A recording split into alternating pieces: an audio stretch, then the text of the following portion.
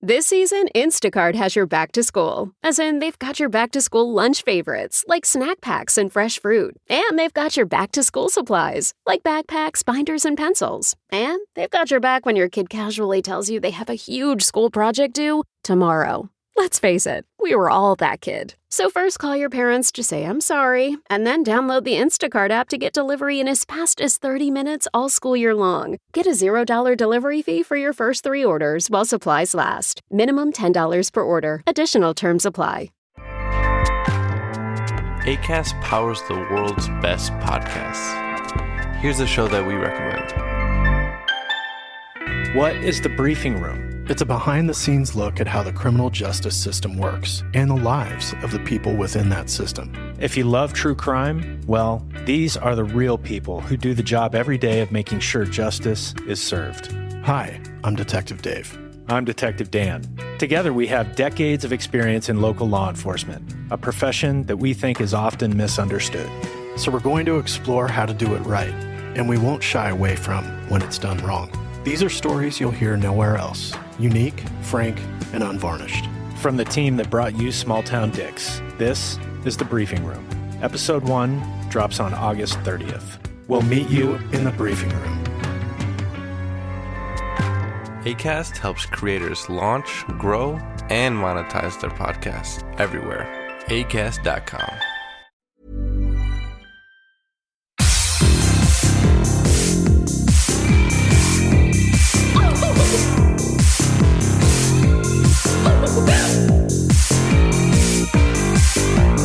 Somebody please think of the children!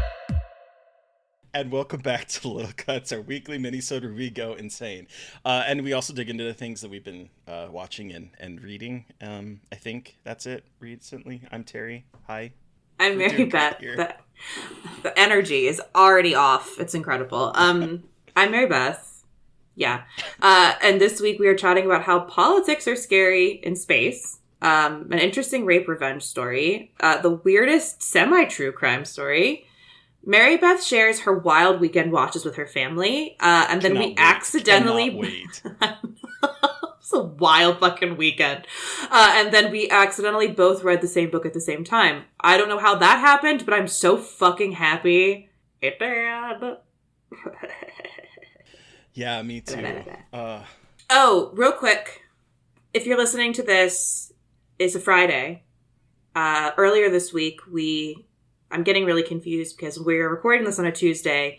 The Fresh Wounds episode drops on Wednesday, but this episode is dropping on Friday, so I don't know what tense to use.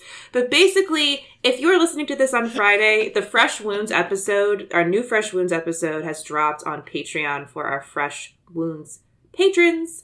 We are discussing Inside, absolutely incredible conversation about an absolutely incredible movie that is definitely one of my all-time favorites, and I think it might be one of Terry's too now. So please, really if you want to listen to that, you should become a patron at the Fresh Wounds level. It's a really good convo. It's like a 2-hour podcast episode, so for a movie check that that's out. Less than that. Oh yeah. Well, we get lots of context. I read book passages. Y'all, like, it is very well researched. It really is. But yes, please go check that out because we put a lot of love into those and they're really fun conversations. And quite smart, if I do say so myself. On that note, politics are scary in space. Politics are scary in general, but like in space, So I can talk about this one now. Okay. It is a Tribeca film called I.S.S, the International Space Station, not in school suspension or anything. Thank you. I really needed that clarification. But it is about the International Space Station. Fuck. We follow this new astronaut that's going up there, who's queer, by the way. Oh. And she's a person of color. Love that. And she is going up into space to go to the space station with, she's new, she's a biologist, she worked in the Marines, and she's going up there with her coworker who has been up there in space at the ISS a couple times, played by John Gallagher Jr. Oh! This cast is kind of stacked, I'll be perfectly honest. Ariana DeBose DeBose, I don't know how to pronounce her last name. I apologize, Ariana. Plays the new astronaut going up into space, and they get up there. The space station, of course, is a cohabitation between Russia and America, and so we meet some of the Russian cosmonauts and some of the American astronauts. One of which is Chris Messina. Oh, sorry, he's dead, Dave. He is a dreamboat. I love him. And so they're up there. They're getting introduced. It turns out, like, you start to see kind of the interactions between the crew. It's a very small crew: 3 Russians, 3 Americans. One of the Russian women, who is named Nika, and Chris Messina's character are kind of flirty, and our new recruit is picking this up, and so she's like asking about it, and they're trying to keep it on the down low, but they are definitely canoodling in space. And so we kind of follow them. In space, no one can hear you fuck. Exactly. Although I think everyone... There's this really funny part where, like, they're going through all of this, like, stuff that you do in space, and they're showing him her, like, little sleeping pod and stuff. And that one night, she wakes up because she's having a hard time adjusting to sleeping, just sort of floating in space. And she opens up her little pod door, and John Gallagher's character is literally just floating there like a zombie, but his eyes are open, and he sleeps with his eyes open. It's really creepy, and he's just sort of like floating and kind of slowly turning. But something happens, and she has this little panic attack, and there's this one little room that is like a kind of an open globe window where they can see Earth, and it's really beautiful. And so she goes up there to like calm down, and as she's up there, she sees something, and she's like, wait, is that a volcano exploding? And then another explosion happens, and pretty soon there's just like balls of fire moving. Absolutely the fuck not. That's my worst nightmare. And they're just like, all of a sudden there's like fire spreading over the part of the globe that they are floating above. And everyone starts like panicking. They can't seem to get in touch with NASA or the Russian. What the fuck? And then a message... Sorry, a message comes through. It's intense. And then a message comes through to Chris Messina's character saying there's been a war between Russia and the United States. You must take over the spaceship at all costs. What the I'm gonna fucking throw up. That is just... It is. I would throw myself out of the ship. I'd be like, you know what? Nah, I'm good. We're good. Bye. And then, so they're like, he's like trying to play calm, and he's looking at the Russians, and they're like, are you getting anything? And he's like, no, nothing at all. And then he's like, are you getting anything? And the Russians are like, no, nothing at all. But you know that there are probably messages going to them as well. And then it becomes like this kind of intense, paranoid standoff between the two of them, because they all of a sudden, these alliances and these friendships that have obviously been building over the course of however many trips up into space they've been doing are now fraught, as they're worried about their loved ones down, and they can't get in touch with anyone at NASA or the Russian side of things. And so they don't know what if their loved ones are okay. They don't know what's going on down there, and they just have their marching orders to take the station at all cost. And it is intense. You fucking... You think? God, I have a stomachache just thinking about that. Yeah. Yeah, it's really well done. It's directed by Gabriella Cowperthwaite. That's a name, but she is the director of. Weirdly enough, she was the director of Blackfish, that documentary about SeaWorld and orcas. Like what? Weird. Okay. Yeah. But range, really I suppose. I think the production design in this is really good. The score is really good. The acting is really good.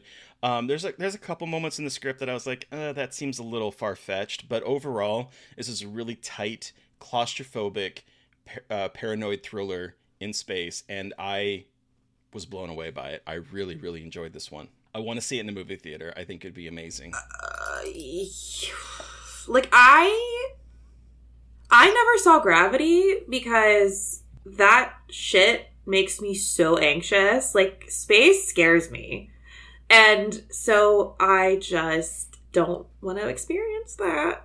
And that sounds like a lot of things. Is it so it looks good? Like, is it like a lot of CGI, or did they kind of like how do they? I'm curious about like the graphics and stuff. The one area, and I'm not 100% sure. I think what we got was a working cut. I think my screener was a working cut. Okay. Because there sense. Was, and I say that because I was like, ooh, some of this looks really good, and some of it doesn't look the best. But then there's a moment where a green screen is being reflected on a person's lip, and I'm like, okay. And there's a couple scenes toward the end that aren't color corrected, so I'm like, okay, this is probably going to be fixed. Or it has been fixed since it premiered at Tribeca, because I don't know at what point they just sent the screeners out, and maybe it's not. So I think that the effects that started out in the film are great. Some of the effects towards the end are a little iffy, but I honestly think it's just because they were stand-in things and they're trying to color correct and fix things. So I think once it comes out, it's going to look really good, because there are some really stunning sequences early on in the film that I was like, this looks really good and expensive. So cool. I do think it'll be good. Hell yeah. So that's that. Let's go in a completely different direction. I want to hear about this rape revenge story. Okay, so this is like kind of a surprise for me. This was a movie that kind of slipped into my inbox called Pollen. It's released from Gravitas Ventures, and it is this really interesting. I was really interested in reading it. The plot synopsis, because it's about a young woman who's assaulted by a senior coworker, and how her dream job becomes a living nightmare as she tries to keep her career together, as she's tormented at work and at home and in her dreams by a mysterious tree monster. So it's like molding rape revenge stuff with trees. And I was like, okay, this has piqued my curiosity. This sounds like something Mary Beth McAndrews might quite like. And so I ended up checking it out, especially I talked a little bit to the director, and he was talking about how like the main character's name is Hera, and a lot of this is inspired by Greek mythology and Greek tragedy. And so that was really interesting. And so this film it's definitely low budget, but the tree monster is quite good. There's like a man in a tree suit. It's all practical, so it looks really good. And it basically follows a young woman gets her dream job, is like trying to fit in, and she basically goes on a date with her hot older coworker. He wants to come home with her at night. She says, "No, please don't come in." He shoves his way in and assaults her. But she doesn't see it as assault at first, and so that's really interesting, because it plays with these nuances of like power dynamics and sexual relationships in a way that is like pretty impressive.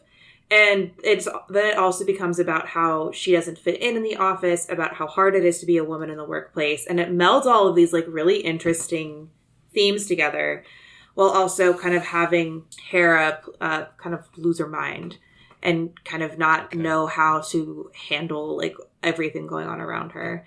And I was really impressed with it. I mean, like it's low budget, and like some of the story doesn't like fully connect. But I was really impressed by the lead. Her name's Ava Rose Kennard, who plays Hera, and she's really, really talented. And I just it's a movie that I don't think anyone's going to watch, because it's like one of those really tiny, like micro-budget indie movies that I feel like kind of get thrown on demand, and like there's like one press release and no one ever talks about it.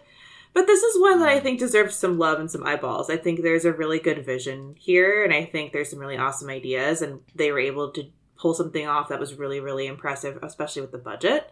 And it's directed by a man, but it's really sensitive to I know I'm really focused on like female directed rape revenge movies, but this one was one of the more like careful male directed rape revenge movies I've ever seen, and was really kind of fascinated with how he frames the assault. And again, like I'm always fascinated with how that's handled in these films. And I just was like super impressed with it. I don't know what else to like. It sounds like I'm repeating myself, but like I don't want to give anything away, because it's quite shocking, and it's just like a really interesting take on like creature melding genres together to create something really kind of sad and fascinating. So yeah, that's Pollen. It's out now. You can rent it or buy it on digital. So, yeah, I mean, give it a chance. It might not be everyone's taste, but I think it's a pretty cool piece of micro-budget indie horror filmmaking and getting at some really interesting stuff in a really cool, unique, and nuanced way. And you said the tree monster looks pretty cool. I think, yeah, the tree monster is like a suit. There's like a dude in it, and it looks creepy. Okay. And there's some really creepy imagery throughout. And so I think, yeah, it looks really good. They definitely, like, it looks like they put a lot of budget into making sure the monster looked good, because it is like a pretty easy concept, except for the monster, to like have this horror stuff around. So yeah, a lot of the budget goes into making that monster actually look like a monster and not some weird CGI creature, which I think really makes it feel as impactful as it does. They could have gone cheesy really quickly, and I was very worried about that, but it's not. It's actually, again, like, it's pretty, like, you know, the monster is her rage, etc., but still, Right. it's still good. I think that's interesting, kind of mirroring a very, like, human rape revenge story with, like, more monstrous type creature type thing. That's weird. I don't think you see that very often. We don't, and that's actually something I was thinking about while watching it, is that, like, I want more of that, and I think because, like, rape revenge is such a, like, has previously been such an exploitative subgenre that, like, having the woman be raped was kind of like, you didn't need a monster. It was just, but then I feel like now, as things have kind of shifted, I think there could be some really interesting stuff to do with that. And I think Resurrection did that a little bit, that Rebecca Hall movie, but there's just so, like, and Pollen is really hitting in a spot that I think needs to be explored more. What? Okay, that's the weirdest semi-true crime story? Tell me more about this. This is another Tribeca film. Okay. Called He Went That Way. And it's based on a book by Conrad Hilberry, and the book is called Luke Karamazov, and the real life account and it's a real life account. All right. What? It's a real life account about animal trainer Dave Pitts, who is the sole survivor of serial killer Larry Raines' killing spree. What the fuck are you talking? What are you watching? Okay, cool. So, yeah, so it's based on that, but the character names are different. So this has Jacob Elordi, who we all know. Sexy Canna. I love him. I wish he were to play. I wish he was playing less horrible people in movies. Oh, is he the serial killer? Yes. Oh, and he plays a character named Bobby, and he's like hitchhiking down Route 66 in 1964, I believe, and he has left a trail of bodies all down this path, and we follow a character named Jim, who is a celebrity animal trainer who his animal is that he takes care of is named Sparky, and he is it's a real animal, like a real life animal, celebrity animal named Sparky that was a chimpanzee. And so he is traveling down Route 66 with Sparky. You kind of don't really know where he's going. He says he's going to Chicago, and you don't really quite know why. And he is at this stop, and he sees Bobby standing out there, like just a tall drink of water in his tight jeans, his white tank top, and like a jean jacket, smoking a cigarette, giving off like James Dean vibes. And he's just out there trying to get a ride, and two girls like stop by because he's incredibly attractive, but they're like, we're not gonna take you. And so he's out there, and Jim just like says, okay, do you want to ride? And there's this like undercurrent here of like homophobia, because Bobby asks him, are you a suck? He's like, I don't know what that means. He's like, a sick fuck, a suck. And there's a lot of things like there's moments where he talks about how like queers do that, or queers wear cologne. And so there's like a lot of like toxic masculinity going on with his character. Jim, of course, is played by Zachary Quinto, who is queer in real life. And it feels like Jim might be kind of queer. He's married to a woman but you kind of get this vibe from him that he might be kind of attracted to Bobby. And as they're driving, Bobby pulls out a Derringer, which is he's used to like kill people this entire time, and basically threatens Jim's life. And what follows is this weird, almost found family moment between the two of them, where like the serial killer and him, who like is planning to kill Jim early on, starts to like become friends, and they have like this really weird sexual tension between the two of them that is never really explored. I'm going to throw this out there. It might be a spoiler, but I really wanted them to kiss, and they don't kiss, and I was really upset about this because that's there's lame. so much. I also wanted them to kiss. Me too. But there's this intense chemistry and undercurrent of sexual tension between them the entire time. And it's basically just a road trip movie about Jim and his chimpanzee and this serial killer, which is based on a real story. Yeah. Okay. Yeah. It's weird. At the beginning I was like, this isn't really working for me, but there's like this sharp turn where it's focusing on their relationship so much more, and I was like, found myself really interested in what was going on between the two of them. I kind of wish that they would have consummated it. But yeah, it's interesting. Really well acted between Jacob and Zachary, and I just watched it last night because the screener came in and it was going to expire tomorrow. And I'm like, I guess I'm watching it tonight. So I'm still trying to process my thoughts on this one. Okay. But my only real qualm with it is that the monkey is played by someone in a monkey suit. I can't. Get away from me. What? Yeah. It's what? It's giving me like, like she is like, I believe the person that's playing Spanky is Phoenix Notary, and I was trying to figure out who Phoenix Notary was, but then at the end of the credits, it says that Phoenix Notary played Spanky and also this young girl that shows up briefly in one scene. And so it's played by a girl in a monkey suit, and that kind of gives me this weird, like, uncanny valley moment where I was like, I don't think that's CG, but I don't think that's a real monkey. And so I spent most of the movie going, is that a monkey? Is that someone in a suit? So it's giving me this weird vibe. What that was like is my only this real movie? complaint about it. Fucking weird. What is this? Fucking weird. There are no pictures online of the monkey yet. Damn it. No, there's not. I need to know. I need a visual. Wow. Okay. I don't quite understand it just was giving me so many weird vibes. I don't quite understand the vibe that this is going for, but that's okay. It's a lot of weird vibes that somehow coalesce into something very interesting and heartwarming. All right. Just shit. Sure, I'll take your word for it.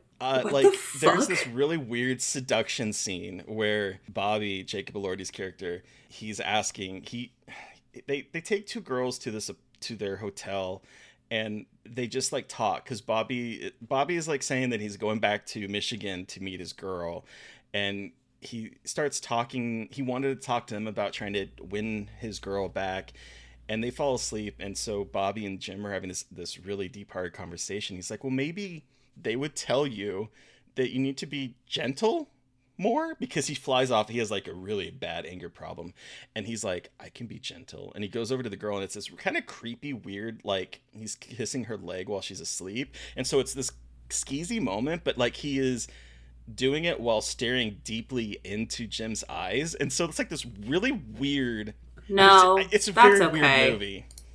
No, thank you. It's just very weird, but it ends up being this kind of heartwarming story by the end, and I don't know what to think of it, and so I'm still literally parsing my thoughts on this live on air. I'm gonna take your fucking word for it, because it sure as shit does not sound like it'd be heartwarming. So you know what? I'll take your word for it. Huh. All right. Yeah, so he went that way.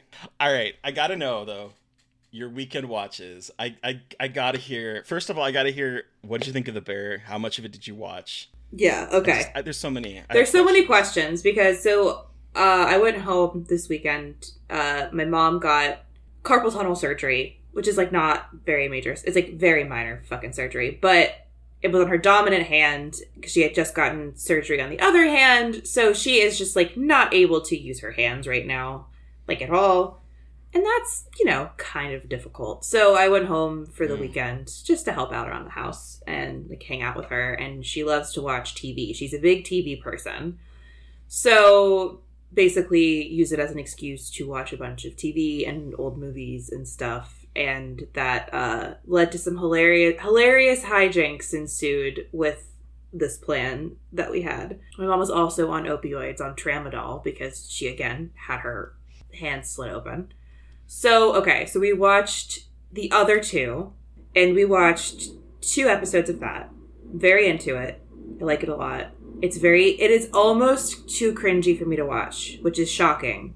But holy shit, that show is deeply uncomfortable. But I'm very into it, so. You just, once you get to like the second to last episode, I think it's episode 7, which is one long take in the restaurant while shit is happening. Oh. Marry me at recess. Like. Oh, shit. The other 2. My bad. I was thinking The Bear. Oh, I was like, bitch, what are you talking? I was like, what? Yes. I'm no. currently losing it. Yeah, this is the other 2. This is the comedy. The comedy show. I'm sorry. It's okay. That one is giving me major was very uncomfortable because like I love her, but she is diabolical, and I'm very excited to see what else this bitch gets up to because she sucks, and I love her so much. So yeah, so that was the other 2. My mom does not really like it. I do. So I will be continuing to watch it. I showed my parents From, got them really into From. Oh, okay. They love Lost, so I was like, well, let's show them this. They were very into it. The Bear, finally started The Bear, loved it. I felt like I was going to have a fucking panic attack. I watched it with my mom and my grandmother, which was hilarious. My grandmother was like, I am going to throw up. What is this show?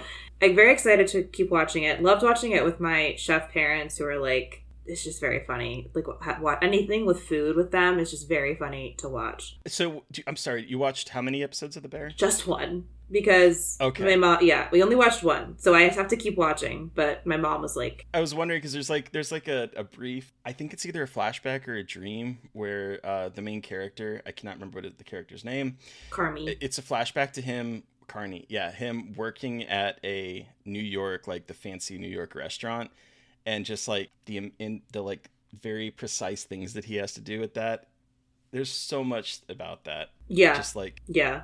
And my parents were really funny just about like respect in the kitchen and like them talking about respect in the kitchen. So that was really fun. Mm-hmm.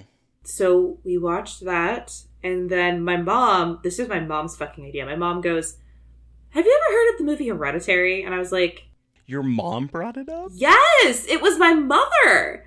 She's like, have you heard of this movie Hereditary? And I was like, have I heard of the movie Hereditary? And she was like, sorry. And she goes, Tommy said I shouldn't watch it and that it was really scary, but I really want to watch it. Do you want to watch it with me tonight? And I was like, I sure do. So it ended up being a family affair. My mom, my stepdad, my brother and his girlfriend, and me, and the dog all watched it together. And I made the really, really intelligent decision of getting really high before that because I thought that it would be like really funny to watch my mom watch it, not remembering like my own trauma. So I did a lot of sitting on my phone, not looking at the screen and trying to pretend I didn't exist. My mom, when the head scene happens, my mom goes, Mary Beth McAndrews, what the fuck are you doing to me? She was like, you just picked this movie so you could show me that. And I was like, no, I did not. You wanted to watch it. And my brother goes, Mom, this isn't even the half of it yet. And my mom goes, what the fuck? And so at one point, my stepdad got up and went into the kitchen and didn't come back. He like could not handle it. He was making he's made himself a snack and was like eating it in the kitchen and watching the movie, but like from the kitchen. So it was a successful watch. It was. Like it? Well, hate like my mom ended up not liking it because my mom was just like, why the fuck were they all naked? Like she just like doesn't get. I don't want to say doesn't get it. But, like, she does not buy into the artsy shit. And, like, the kind of, like, that horror. Like, it's not even, like, artsy. But, like, she just doesn't want any of that bullshit. She wants, like, straightforward. She's not, like, dealing with that. And so she was a little bit, she was like, that was too long. I was like, okay, Mom. I don't think she wanted the trauma meditation. I think she just wanted the end. Which, like, to her benefit, fair. But it was just, my stepdad was just like, that was too much. So that was what... Oh, and then we also watched The Silence of the Lambs again, because my mom had never watched it all the way through. And then my stepdad and I just quoted it the whole time. That movie still holds up. I know it's problematic, but it's also still really good. That is my truth. And then we also watched 13 Going on 30. Wow. That's a gamut. I let my mom run the show. This is what she did. Oh, and then I also introduced her to Vanderpump Rules. Which I heard from Cass, my roommate, that the fourth part of the reunion was wild. Third part. My bad. Yeah, it was. I don't know. It's just, I'm getting a little bit bored of it now. It's been going on for too long. It's been 2 minutes. I'm just sick of these fucking people. They're not that important. You know what I mean? Like, I love it, but yeah. like I say this as someone who loves it, but like the fact that everyone talks about, I'm like, oh, this isn't fun anymore. Like, give me back my stupid junk food trash. I don't want to talk about it anymore. When I heard that there was a three-part finale, I was like, are you kidding me? Oh, the reunion part is... Okay. This is my favorite thing about... This is a tangent. I'm really sorry. But this is my favorite thing about watching all the Bravo stuff from, like, the beginning. And, like, I am not a bitch who will start at one season and like, not watch the early seasons. Like, I want the full chronology. Like, I want to know how deep the trauma goes. And so...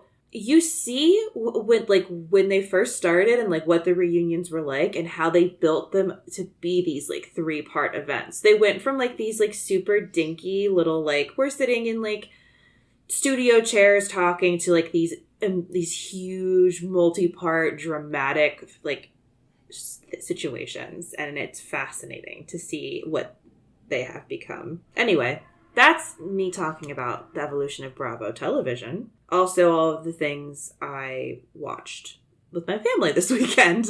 Yeah, it was a wild weekend, but it was nice because this leads into the next thing. I also read a book this weekend. Like, on a lark bought this book that we both read at the same time this weekend.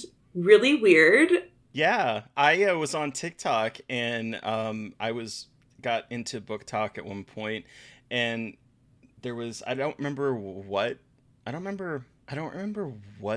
it was or what the like theme was, but they showed 3 books, and one of them was the new Cassandra Khaw book, which I bought, and then another one. I think I sent you. Is it TikTok about the aquatic horror books just to watch? Was it one of the ones I sent that? Mm-hmm. Okay. No, it was. I just randomly stumbled it's a different one. Okay, sorry. Yeah, getting my TikToks and it was like mixed up. It was Cassandra Khaw's new book. The Salt Grows Heavy. And I was like, I want to read that so bad. So I was like, ooh, I wanted to read that one. Let me add that to my list. And then there was this really striking cover of this book with a very interesting title of Our Wives Under the Sea. And I was like, ooh, is this aquatic horror? I'm very much into this. And so I went to read the synopsis and I was like, oh, it's queer. It's aquatic horror. I gotta get this, and so I bought it. And then when I shared this picture on Twitter, Mary Beth is like, "I'm reading Our Wives Under the Sea," and I'm like, "Fuck, so am I!" At the same time, so weird, but very good and serendipitous because that was because I've seen that recommended on TikTok a bunch as like a really good, heartbreaking, creepy, underwater deep sea book, and I was like, "Well, sign my ass up." It's got like, and it's gay and it's about love. And so we both read it this weekend and we're both emotionally destroyed by perhaps one of the most beautiful books I've ever read.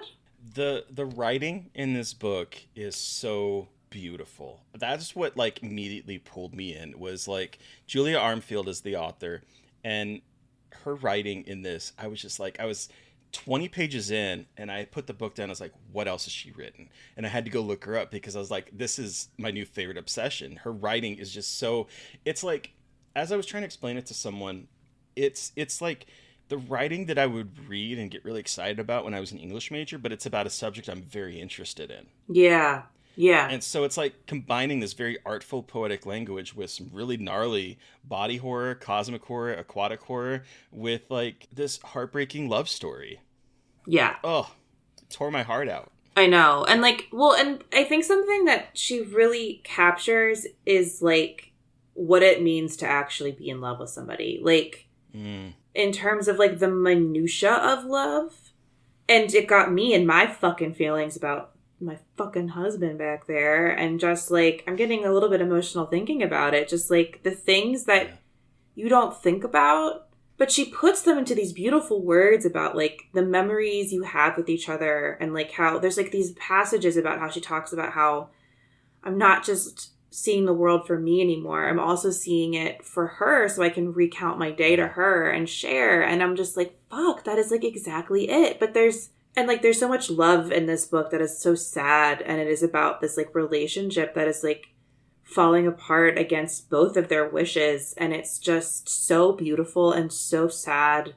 It's like this perfect example of how a good creepy horror movie can also be so deeply emotionally affecting. And it's told from two perspectives, because it's Miri and Leia are the two women in the relationship, and we hear from both. Like this perspective chapters switch off between the two of them, so getting their perspectives on what is happening or what has happened and what is going on. Yeah, and so Miri's is in the present, and they're wives, and Leia had gone down. She's a marine biologist. She went on the sub and with two other people, and the sub just, something goes wrong and the sub just starts sinking. The ballasts fill, and they aren't able to contact the people on the surface. Everything seems to be working okay, but like the ship is just sinking and the power is out, and they just keep falling to the bottom of the ocean in this like where it's so dark.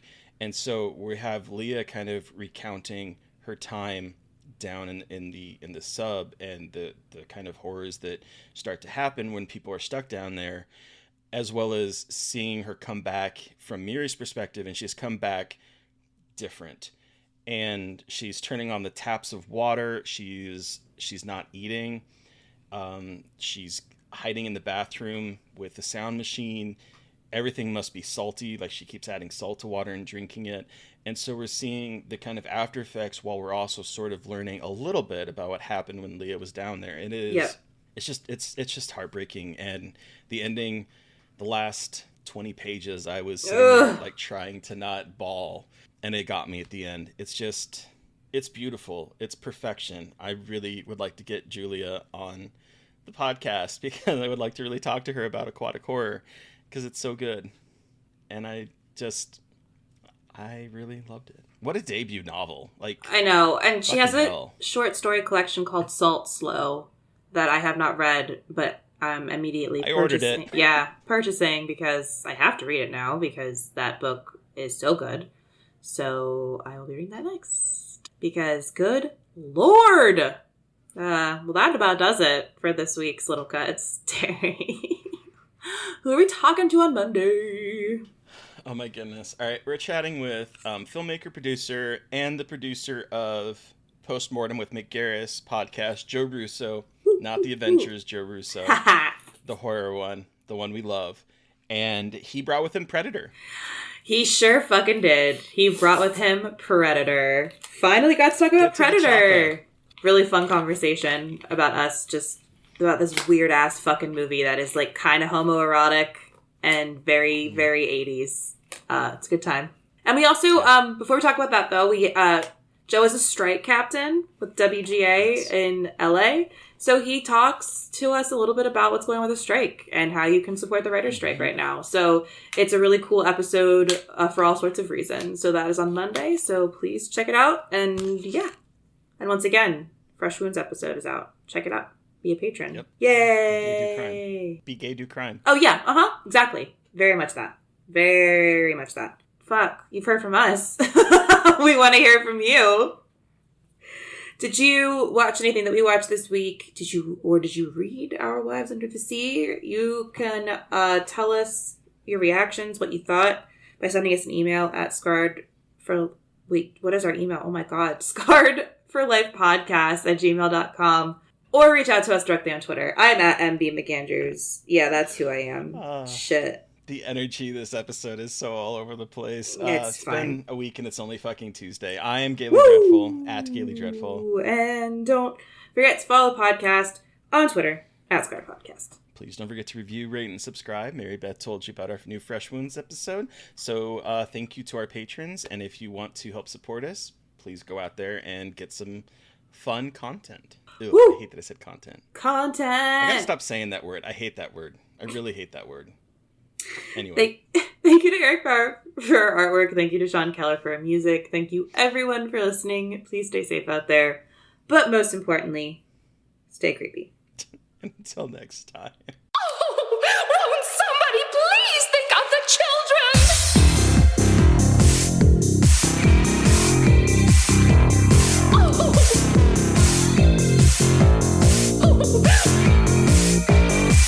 Won't somebody please think of the children?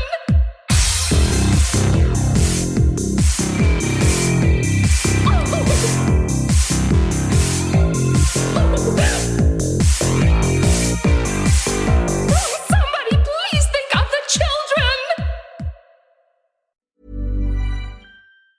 When you pick up some scratches, cause you want a fun break, the playful way you scratch is the next choice you should make. You can make your dog's leg kick and scratch with that. You could even grab a laser pointer and use your cat. You can build yourself a homemade scratching machine or use a piece from your chess set. Go ahead, grab the queen. Scratch like a DJ, your record player. A cactus could scratch off that scratchable layer. Cause when it comes to scratching, there's a million playful ways. Thanks to scratchers from the California Lottery, a little play can make your day. Please play responsibly. Must be 18 years or older to purchase, play, or claim. A.S.S. powers the world's best podcasts. Here's a show that we recommend. What is the briefing room? It's a behind-the-scenes look at how the criminal justice system works and the lives of the people within that system. If you love true crime, well, these are the real people who do the job every day of making sure justice is served. Hi, I'm Detective Dave. I'm Detective Dan. Together we have decades of experience in local law enforcement, a profession that we think is often misunderstood. So we're going to explore how to do it right, and we won't shy away from when it's done wrong. These are stories you'll hear nowhere else. Unique, frank, and unvarnished. From the team that brought you Small Town Dicks, this is The Briefing Room. Episode 1 drops on August 30th. We'll meet you in the briefing room. A.S.S. helps creators launch, grow, and monetize their podcasts everywhere. A.S.S.com.